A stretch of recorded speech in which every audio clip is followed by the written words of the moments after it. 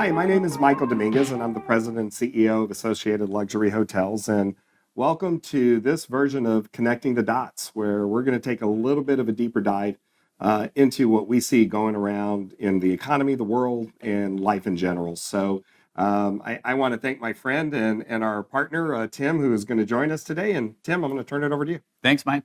Tim Altbaum, CEO of Vario. We're a live events production business throughout the United States. And I'm excited to be here with Mike today to talk about some really important topics. If I'm a consumer, I want to take my family to Europe this summer, or I've got folks that want to come visit me. Overall, how does that affect the travel industry? What are you seeing as far as travel out versus travel in? Yeah. You got the Olympics coming up. Tell me a little bit about all that. Yeah. There's some interesting dynamics going on. We have more outbound international travel than inbound, and that's still upside down. We're still short 20 some odd percent of where we were in 2019 of international visitors coming in. So we need that to right size. Surprisingly, the number one benefactor of U.S. outbound international travel has been the Caribbean.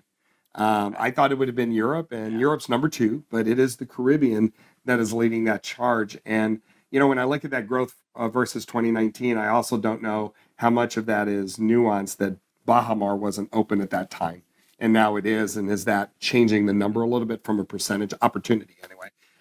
But in Europe this summer, I don't think we're looking at it enough. I saw a report that actually shows it's almost a tripling of room rates for Paris during the Olympics during this time frame.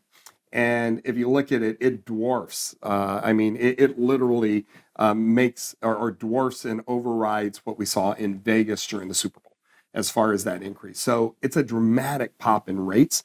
And the reason I think that matters is summertime is holiday season for Europe.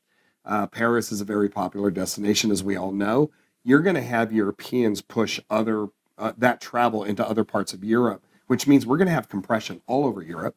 You're going to have rate increases all over Europe. It's going to make Europe expensive. And candidly, if we're lucky, we might be a benefactor of that, because there might be some people that stay home this year and literally travel in the United States just because it's more expensive to travel internationally. Sure. And that might be a good thing, when it's all said and done. And I also think some, short-term travel, internationally, if you're looking at incentive business, Europe's going to become really expensive to be able to try to get there. And if you have all of that outbound travel from around the world, flights are going to be expensive as well during that time frame. Well, so that's actually a great point. So you talk about leisure travelers and going to Europe with their families, like I talked about, but we also have to talk about incentive trips, groups, and other folks who are coming for meetings. Those European-based companies and planners may actually be looking at other markets outside of Europe, because it may actually be less expensive, if you look at the overall, to travel out versus where they would normally stay in. Is that kind of something you'd see as well? Yeah, without a doubt. And our biggest challenge in that regard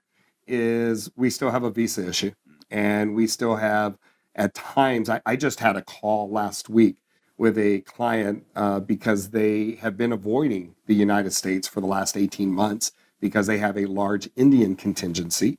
And the visa process for 43% of everyone who travels to the United States still needs a visa. It's still 400 days plus to get a visa. So we're talking over a year just to get a visa to come in certain parts of the world, and that's a challenge.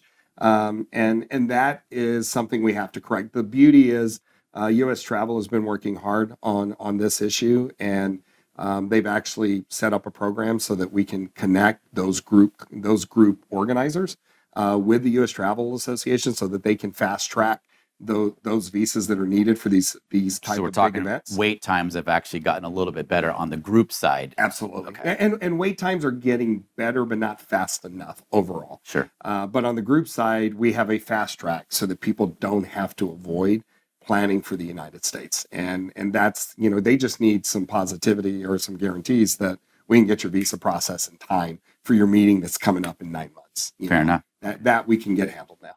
Well, we've covered quite a few topics. I'm exhausted.